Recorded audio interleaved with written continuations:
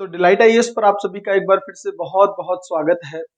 आज हम लोग एक इम्पॉर्टेंट टॉपिक डिस्कस करने जा रहे हैं। ठीक है, और प्री और मेंस में काफी इम्पोर्टेंट हो सकता है ये टॉपिक। हाल ही में भारतीय सर्वोच्च न्यायालय ने इकोनॉमिक वीकर सेक्शन, आर्थिक रूप से जो पिछड़े लोग हैं, उनको भारत सरकार द्वारा संविधान में संशोधन करके आरक्षण प्रदान किया गया था, है ना। संविधान ने, सर्वोच्च न्यायालय ने अब उस आरक्षण को बरकरार रखा है। इसको लेकर काफी समय से बहस भी चल रही थी। विभिन्न हाई कोर्ट्स में इसको लेकर मुकदमा भी किया गया था। बहुत सारी चीजें साथ साथ चल रही थी। कुछ समय पहले सुप्रीम कोर्ट ने सभी जो याचिकाएं थी, चाहे वो हाई कोर्ट के पास थी या खुद सुप्रीम कोर्ट के पास जो याचिकाएं थी, उनको लेकर एक 5 जजों की संवैधानिक पीठ को गठित किया था। अब हाल ही में उस पीठ का डिसीजन आया। ठीक है, टॉपिक बहुत इंपॉर्टेंट है। इसके साथ साथ हम लोग थोड़ा सा आरक्षण को भी देख लेंगे, क्योंकि देखिए, यूपीएससी में आरक्षण को लेकर सवाल कई तरीके से बन सकता है। जैसे एथिक्स का जो पेपर है, उसमें सीधा ही सवाल पूछा जा सकता है आप लोगों से कि आरक्षण को लेकर आप लोग क्या समझते हैं, आपकी क्या राय है, होना चाहिए या नहीं होना चाहिए, है ना। हालांकि बहुत कॉम्प्लिकेट क्वेश्चन है, इसका कोई एक रेडीमेड आंसर नहीं हो सकता है। बट आज हम लोग एक कोशिश ये करने वाले हैं। बहुत सारे बच्चे मुझसे भी पूछते हैं, कई बार आप लोगों ने वीडियोस में कमेंट भी देखे होंगे कि सर आरक्षण होना चाहिए नहीं होना चाहिए, है ना। हम सबके मन में ये दुविधा रहती है। इसको लेकर बात कर लेंगे, लेकिन सबसे ज्यादा जरूरी ये है कि इस टॉपिक पर सवाल किस तरह से बन सकते हैं। देखिए, सबसे पहले थोड़ा सा बैकग्राउंड आप इस चीज को लेकर समझिए। देखिए, 2019 में 103वां संविधान संशोधन किया गया था। ठीक है, उस संविधान संशोधन के तहत जो आर्थिक रूप से पिछड़े लोग हैं, उनको 10% का आरक्षण नियुक्तियों में और जो प्रवेश में दिया गया था। ठीक है, जितने भी परीक्षाएं होती हैं, एग्जाम होते हैं, और साथ में जो भी नियुक्तियां भारत सरकार की तरफ से, इवन राज्य सरकार की तरफ से जो की जाती हैं, उनमें 10% का आरक्षण जो है वो स्वर्ण वर्गों के लिए दिया गया। अब इसमें यूनिक क्या था, क्यों इसको लेकर बहुत ज्यादा दुविधा थी। देखिए, अभी तक भारतीय संविधान में जो कहीं ना कहीं पर जो आरक्षण का आधार है, वो आर्थिक रूप से पिछड़े लोगों के लिए नहीं था। वो था सामाजिक और शैक्षणिक रूप से पिछड़े लोगों को आरक्षण की बात की गई थी। ठीक है, अब इस चीज को समझते हैं। लेकिन यहां पर क्या किया गया कि आर्थिक रूप से पिछड़े लोगों को आरक्षण की बात की गई। ये पहले भी इसको लेकर कई बार बहस चली है। इंदिरा साहनी वाद हुआ था 1992 में। तब सुप्रीम कोर्ट ने क्लियरली ये बात कह दी गई थी कि आर्थिक आधार नहीं हो सकता है आरक्षण का। उस समय सुप्रीम कोर्ट ने इस चीज को नकार दिया था। तो सरकार जब ये चीजें लेकर आई, तो बहुत बड़े लेवल पर ये बहस चल रही थी कि क्या अब कोर्ट इस चीज को मानेगा, एक्सेप्ट करेगा कि आर्थिक रूप से सरकार ने आरक्षण दिया है। प्लस 50% की जो सीमा, आरक्षण की ऊपरी सीमा सुप्रीम कोर्ट ने इंदिरा साहनी वाद 1992 में तय की थी, उसको भी तो इसने ब्रीच किया है, क्योंकि ये 50% से अतिरिक्त आरक्षण है। तो इन सब मुद्दों को लेकर बहस थी कि क्या सुप्रीम कोर्ट जो है उसको स्वीकार करेगा। तो बिल्कुल सही बात है, सुप्रीम कोर्ट ने उसको स्वीकार कर दिया है। 5 जजों की संवैधानिक पीठ में 3 जजों ने इसके पक्ष में फैसला दिया है। अब थोड़ा सा समझते, देखिए सबसे पहले ना प्रीलिम्स पॉइंट ऑफ व्यू से एक चीज यहां पर याद रख लीजिए। जो 103वां संविधान संशोधन है, वो ईडब्ल्यूएस के लिए है। यूपीएससी या तो बिल्कुल करेक्ट करवा सकता है आपसे, इधर संवैधानिक संशोधन का वो नंबरिंग लिख देगा और इधर आपको लिख देगा कि किससे रिलेटेड है, या फिर इसको स्टेटमेंट के फॉर्म में भी वो क्रिएट कर सकता है। तो ध्यान से सुन लें। ठीक है, इसके आसपास के हम लोग देख लेते हैं। जैसे 102वां संविधान संशोधन जो है, वो किसके लिए, आप लोग थोड़ा सा दिमाग पर जोर डालें। तो जो ओबीसी को लेकर जो राष्ट्रीय आयोग है, उसको संवैधानिक दर्जा दिया गया था। ठीक है, तो इसको भी आप थोड़ा ध्यान से याद रखेंगे। और 104वां जो संवैधानिक संशोधन है, वो किसके लिए था। आप देखेंगे कि एससी और एसटी जो है, उनको जो भारतीय संसद लोकसभा में और विधानसभा में जो उनको आरक्षण दिया जाता है ना सीटों को लेकर, उसको भी 10 साल के लिए बढ़ा दिया गया था। तो ये तीनों अमेंडमेंट आप लोग अच्छे से याद रखेंगे। पहली चीज तो ये। अब थोड़ा सा इसका आधार भी हम लोगों ने देखा कि सरकार कहीं ना कहीं पर संशोधन लेके आई थी 2019 में, और उसको लेकर अनुच्छेद 15 और 16 में एक अमेंडमेंट की गई थी। उसमें ये बोला गया था कि जो ऊपरे वर्ग हैं, मतलब जो 3 और 4 और 5 में जो वर्ग दिए गए हैं उसी अनुच्छेद में, उनको छोड़कर बाकी समुदायों को आर्थिक रूप से आरक्षण दिया जाएगा। अब ये मुद्दा थोड़ा सा ध्यान से क्रिटिकल है, यहां पर ध्यान से समझिएगा। उनको छोड़कर मतलब दलित जो प्रजातियां हैं, एससी हो गई, शेड्यूल्ड ट्राइब्स हो गई, और ओबीसी को छोड़कर, मतलब इन कैटेगरीज को छोड़कर बाकियों को आरक्षण दिया जाएगा। अब यही सबसे बड़ा मुद्दा भी था कि इनको क्यों छोड़ा गया है, जब आप आर्थिक आरक्षण दे रहे हैं तो इनको क्यों एक्सक्लूड कर दिया गया है उसमें। तो यही चीज थी कि कहीं ना कहीं पर ऐसे कुछ मुद्दे थे। एक तो ये मुद्दा सुप्रीम कोर्ट के सामने था कि ये जो चीज इन्होंने की है सरकार ने, तो इससे क्या समानता का उल्लंघन नहीं होता है, जो समानता का अधिकार दिया गया है हमको भारतीय संविधान में, उसका उल्लंघन नहीं है। एक मुद्दा ये था सुप्रीम कोर्ट के सामने। दूसरा मुद्दा ये था कि जो 50% की सीमा जो इंदिरा साहनी वाद में लगाई गई थी आरक्षण का, उसको भी समझ लीजिए थोड़ा सा।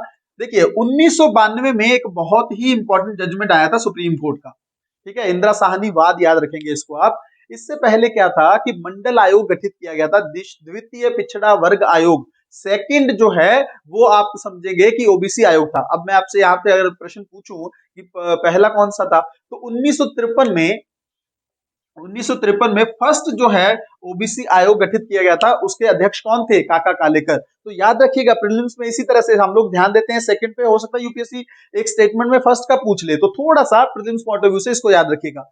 तो वो जो द्वितीय पिछड़ा वर्ग आयोग बनाया गया था, उसने सिफारिश ये की थी सरकार को कि आप जो ओबीसी वर्ग जो है, अदर बैकवर्ड क्लासेस जो हैं, उनको 27% जो है वो आरक्षण दे दीजिए, ठीक है। इसको लेकर सुप्रीम कोर्ट में केस गया और सुप्रीम कोर्ट का जो निर्णय जो है वो इस डिसीजन में आया।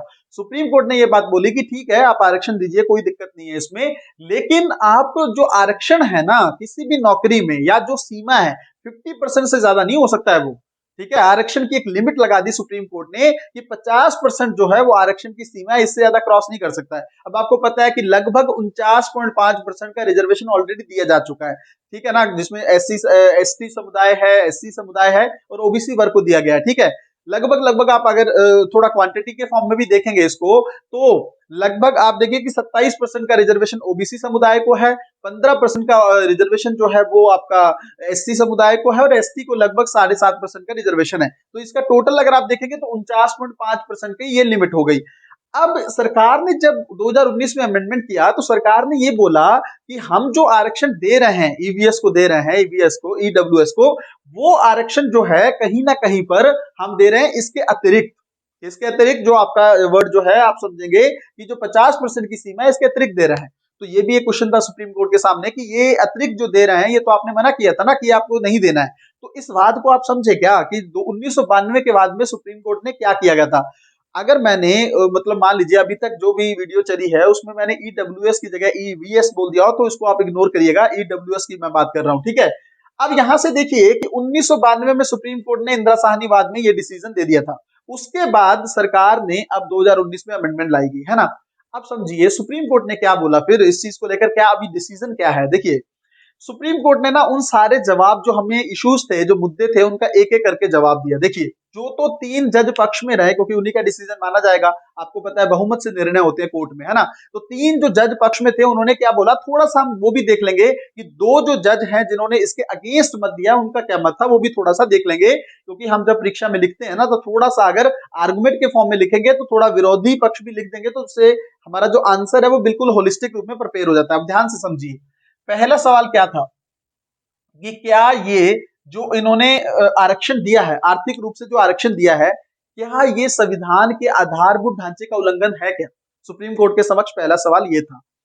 आधारभूत ढांचा के बारे में आप जानते हैं, सुप्रीम कोर्ट के और भारत की सरकार के बीच में एक समय पर बहुत ज्यादा व्यापक पैमाने पर लड़ाई चली और बहुत सारा डिसीजन आए गए उसमें लेकर। अगर आप केशवानंद भारती केस के बारे में अगर आप सुने होंगे तो उसमें सुप्रीम कोर्ट ने एक बात बोली थी कि भारत की सरकार के पास पूरे संविधान को अमेंड करने की शक्ति है, कोई दिक्कत नहीं, आप पूरा संविधान अमेंड कर सकते हैं, संशोधन कर सकते हैं, लेकिन आपके पास एक दिक्कत है कि आप संविधान के आधारभूत ढांचे का उल्लंघन नहीं कर सकते। मतलब कुछ विशेषताएं ऐसी हैं जो संविधान निर्माण के समय बहुत ज्यादा ध्यान में रखी गई थी, जैसे धर्मनिरपेक्षता है, जैसे विधि की समानता है, जैसे न्यायपालिका की स्वतंत्रता है। ऐसे कुछ चीजें हैं जिनसे आप छेड़छाड़ नहीं कर सकते। अगर आप संशोधन कर रहे हैं तो आपको इस चीज का ध्यान में रखना चाहिए कि उस संशोधन से भारतीय संविधान का आधारभूत ढांचा नहीं बिगड़ना चाहिए, है ना।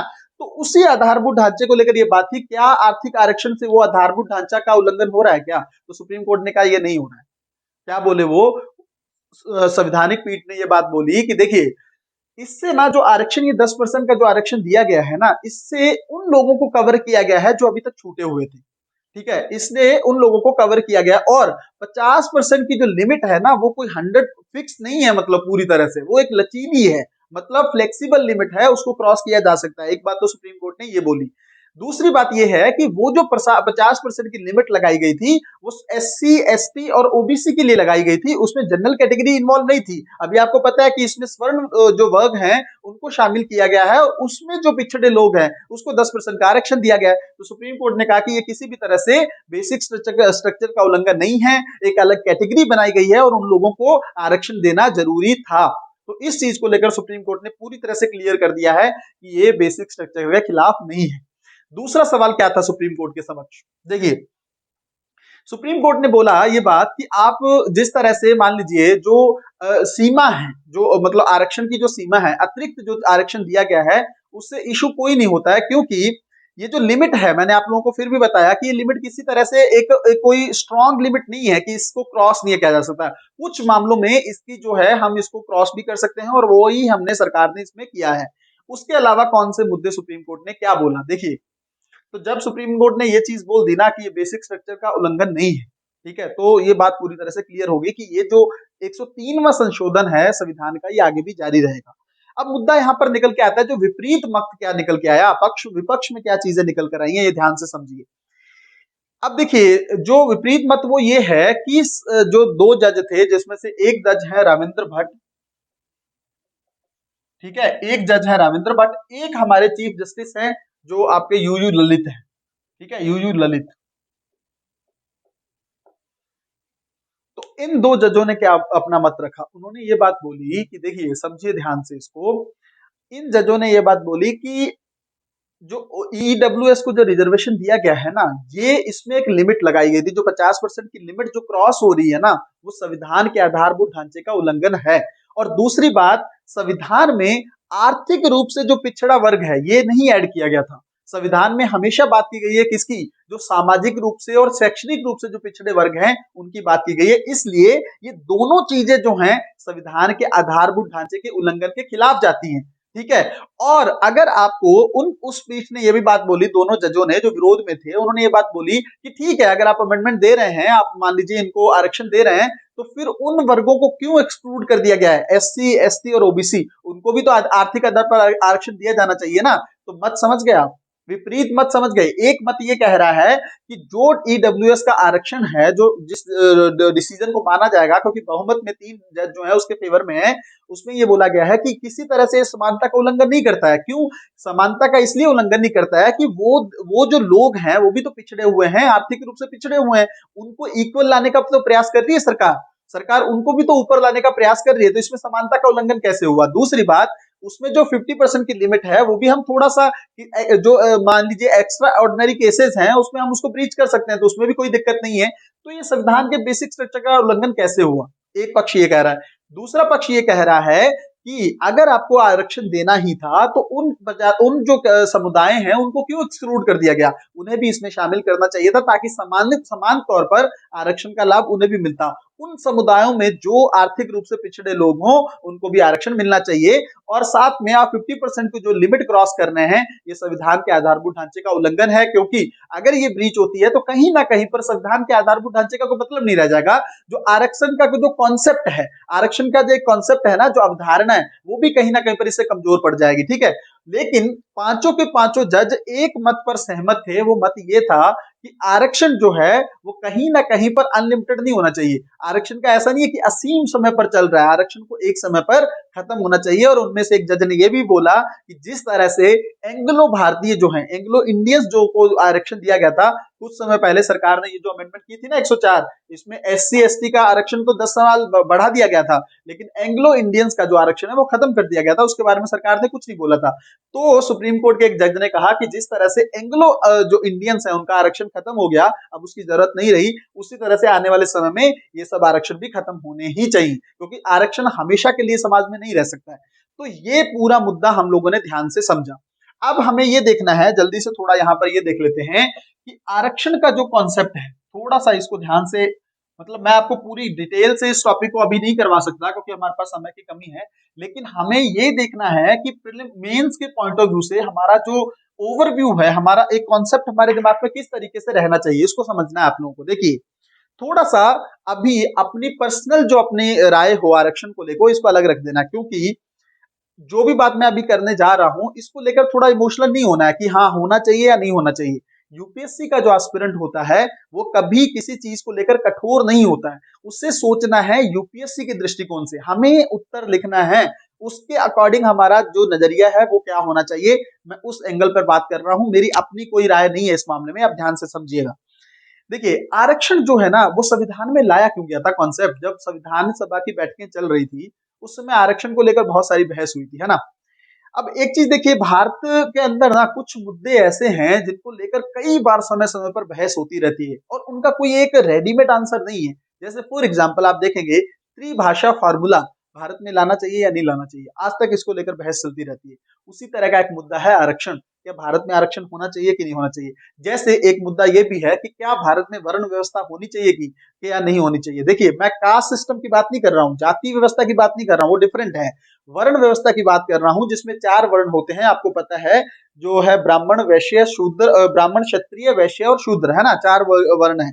इसको लेकर बहस इसलिए होती रही है हमेशा से क्योंकि महात्मा गांधी जैसे व्यक्तित्व इसके पक्ष में है, वही दूसरी तरफ डॉक्टर भीमराव अंबेडकर जो है वो इसके विपरीत है, उनको लगता है ये चीज नहीं होनी चाहिए। इससे जो है जो ऊपरी वर्ग है, तीन वर्ग है, उनको सबसे निचले वर्ग का शोषण करने का अधिकार मिल जाता है ना।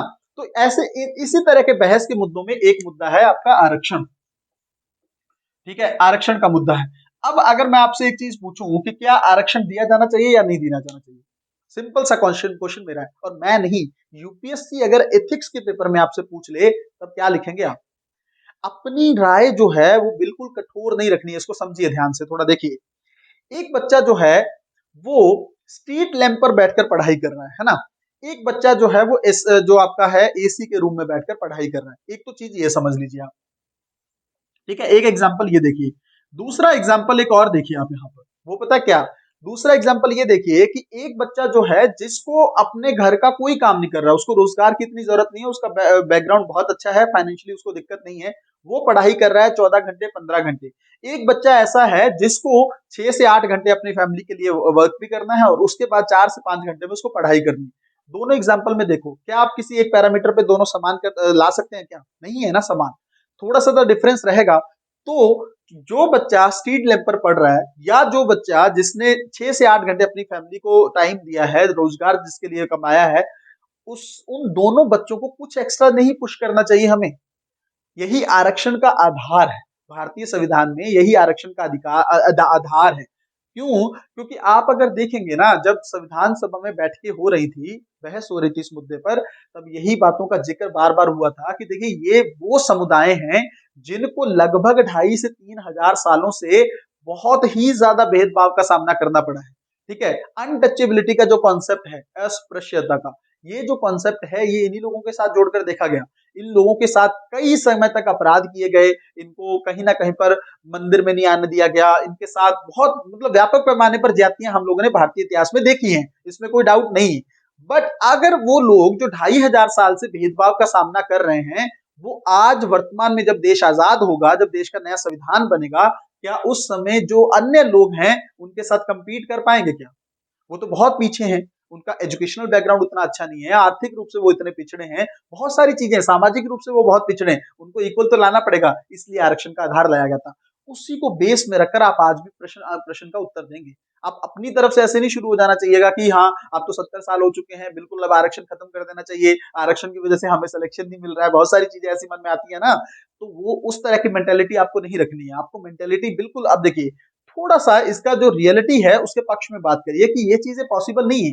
देखिए कुछ ना कुछ तो हमें थोड़ा सा उनको पुश करना पड़ेगा ना। आज भी भारत में, आज भी अगर आप मुझसे पूछेंगे या आप कहीं ना कहीं पर रिसर्च करेंगे तो आपको दिखेगा, इन जो अभी भी देश के कुछ ऐसे क्षेत्र अभी भी हैं जहां पर ये जो समुदाय हैं आज भी काफी हद तक पिछड़े हैं। उसका कारण ये है कि आज इसके अंदर जो आरक्षण दिया गया ना उसका बेनिफिट भी कुछ ही लोगों को मिला, पूरी तरह से समुदाय को नहीं मिला। हालांकि होना तो ये चाहिए कि जिनको बेनिफिट मिल चुका है उनको अब एक्सक्लूड कर देना चाहिए, जो रह गए हैं उनको ही बेनिफिट अब आरक्षण का मिलना चाहिए।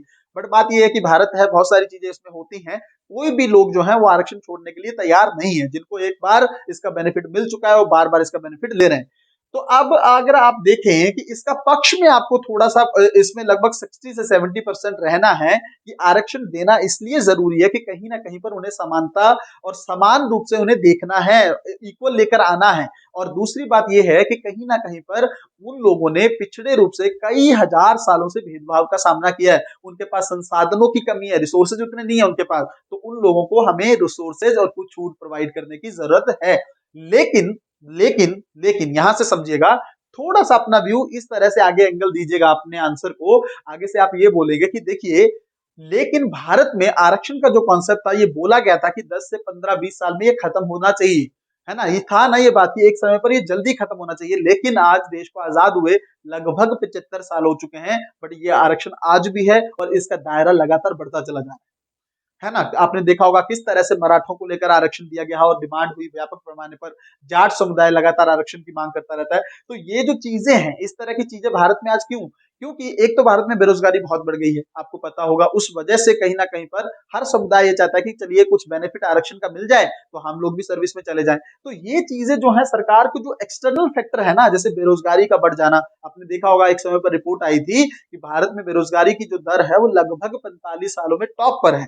तो ऐसी स्थिति में बेरोजगार अगर व्यक्ति होगा, कहीं ना कहीं पर कृषि क्षेत्र भी उतना अच्छा परफॉर्म ना कर रहा होगा, तो कहीं ना कहीं पर ये जो समुदाय हैं, जाट समुदाय, मराठा समुदाय, ये आरक्षण की मांग और ज्यादा करते हैं। तो हमें ये कोशिश करनी है कि ज्यादा से ज्यादा जो एक्सटर्नल फैक्टर है उस पर हम लोग काम करें, सरकार इन सब चीजों को करे, और साथ में आरक्षण जो है वो एक समय पर धीरे धीरे समाप्ति की तरफ बढ़ना चाहिए। ठीक है, और आरक्षण के अंदर भी हमें ये प्रयास करने चाहिए, जैसे सुप्रीम कोर्ट कई बार अच्छी अच्छी बातें इस तरह से बोलने का प्रयास करता है कि आप उन लोगों को छोड़ें जिनको आरक्षण मिल चुका है उसी समुदाय के अंदर, अब जो निचले लोग बच गए हैं उनको आरक्षण देके धीरे धीरे हम उनको भी इक्वल लाएं और फिर इस आरक्षण के कॉन्सेप्ट को हम लोग समाप्ति की तरफ आगे बढ़े। तो हमारा आंसर भी इसी तरह से होना चाहिए। हमें बिल्कुल किसी स्टैंड को स्ट्रांगली किसी के फेवर या अगेंस्ट में नहीं रहना है, हमें बैलेंस्ड रहना है। यूपीएससी एस्पिरेंट का मतलब ही है बैलेंस रहना। आप प्रशासक भी बनोगे ना, तब भी आपको ज्यादातर बैलेंस ही करनी पड़ेगी चीजें। दो समुदाय आपकी तरफ आ जाएंगे जहां पे आपस में क्लैशेस हो रहा होगा, अगर आप किसी एक समुदाय का पक्ष लेंगे तो आप पर ही दिक्कत हो जाएगी। तो आपका जो बैलेंस रवैया है वो आंसर में दिखना चाहिए एग्जामिनर को। अगर एग्जामिनर को लगा कि आप पूरी तरह से, देखिए आपकी, मैंने बोला ना शुरू में कि आपकी व्यक्तिगत राय कुछ और हो सकती है कि आरक्षण होना चाहिए या नहीं होना चाहिए, बट वो आंसर में नहीं दिखनी चाहिए। इस चीज को लेकर आप लोगों को अच्छे से सीरियस रहना है। तो मुझे लगता है इस टॉपिक को लेकर, देखिए सरकार ने ये बोला था कि आय की असमानता भारत में बहुत बढ़ गई, है ना। आपको पता होगा कि देश में किस तरह की इनकम इनक्वालिटी है, ठीक है ना। आपको, आप देखिए एक्सफोम की जब रिपोर्ट आती है तो उसमें ये बोला जाता है कि भारत का लगभग जो 58% जो वेल्थ है भारत की, वो 1% लोगों के तक जो है वो सीमित है ना। तो 99% लोगों के पास कितनी, मतलब आप बचे, वो बची, मतलब लगभग 32%। 99% लोग हैं उसके पास सिर्फ 32% इनकम बची है, और 1% लोगों के पास 58% जो वेल्थ है वो कॉन्सेंट्रेटेड है। ऐसी स्थिति में सरकार ने ये बोला था कि ईडब्ल्यूएस जो है, आर्थिक रूप से जो पिछड़े लोग हैं उनको आरक्षण देना जरूरी है। आय की असमानता को कम करने के लिए सरकार ने ये डिसीजन लिया था। इसीलिए जब कोर्ट में भी केस गया, तब भी सरकार ने यही अपना पक्ष रखा कि इस वजह से आरक्षण दिया गया है, और कहीं ना कहीं पे 75 ईयर्स में ये लोग काफी रूप से पिछड़े हो गए हैं, तो इनको आरक्षण देके इनको भी थोड़ा सा इक्वल लाने का प्रयास है। हालांकि फ्यूचर में चीजें क्या होती हैं, सुप्रीम कोर्ट में फिर से अपील लगती है या फिर से कोई दोबारा से डिसीजन आता है, वो बात अलग है। लेकिन अभी के लिए क्लियर पूरी तरह से हो चुका है कि भारत में आरक्षण जो है, ईडब्ल्यूएस को जो आरक्षण दिया गया है वो लगातार आगे भी बरकरार रहेगा। हाँ, एक चीज को लेकर जरूर इशू रहता है कि जैसे विभिन्न राज्य सरकारों को भी ये छूट दी गई है कि आप आरक्षण देंगे ईडब्ल्यूएस को, और इवन केंद्र सरकार ने कुछ इसके लिए पैमाने रखे हैं कि इतने स्क्वायर फीट का घर होना नहीं होना चाहिए, इससे ज्यादा की इनकम नहीं होनी चाहिए। इसको लेकर एक कई बार सवाल पर, सरकार पर सवाल बनता है, कई बार उठा है। इवन कोर्ट ने भी इस बहस के दौरान डिस्कस किया कि इसको लेकर आपका पैमाना किस आधार पर है। आपने जो ये पैमाने डिसाइड किए हैं या आपने ये जो पैरामीटर रखे हैं, इसके लिए क्या आपने कोई रिसर्च की या नहीं, या सिर्फ आपने इस किसी ना किसी विदाउट किसी रिसर्च के आधार पर इन चीजों को खड़ा कर दिया है। तो इसको लेकर थोड़ा सा सरकार को सोचने की जरूरत है कि ये जो पैरामीटर्स बनाए गए, इसमें जो मानदंड बनाए गए हैं, इसको थोड़ा सा रिफॉर्म किया जाए इनमें, और एक अच्छी सी रिसर्च के बाद ज्यादा से ज्यादा लोगों को बेनिफिट देने के लिए उस तरह के पैरामीटर बनाए जाने चाहिए। ठीक है, तो मुझे लगता है आज का जो हमारा ये कॉन्सेप्ट है, इकोनॉमिक वीकर सेक्शन वाला, जो सुप्रीम कोर्ट का डिसीजन आया है, पूरे बैकग्राउंड के साथ हम लोगों ने इसको अच्छे से डिस्कस कर लिया है। देखिए, इसमें प्री को लेकर तो मैंने बताया कि इस तरह से सवाल बन सकता है, कौन-कौन से अमेंडमेंट इसमें हुए हैं, या पिछड़ा वर्ग आयोग को लेकर सवाल पूछ सकते हैं यूपीएससी। इंदिरा साहनी जो जजमेंट है सुप्रीम कोर्ट का, उस पर वह सवाल बन सकता है। लेकिन साथ में मेंस में कंप्लीट तौर पर ईडब्ल्यूएस आरक्षण को लेकर साथ में यूपीएससी कंप्लीट आरक्षण पर सवाल पूछ सकता है। तो अपना जो नजरिया है वो इस तरह से बैलेंस तरीके से करके आपको अपना आंसर कंक्लूड कर देना है। ठीक है, मिलते हैं अगली वीडियो में, तब तक अपना ध्यान रखें, अपनी पढ़ाई को बहुत अच्छे तरीके से करते रहें। बहुत बहुत धन्यवाद।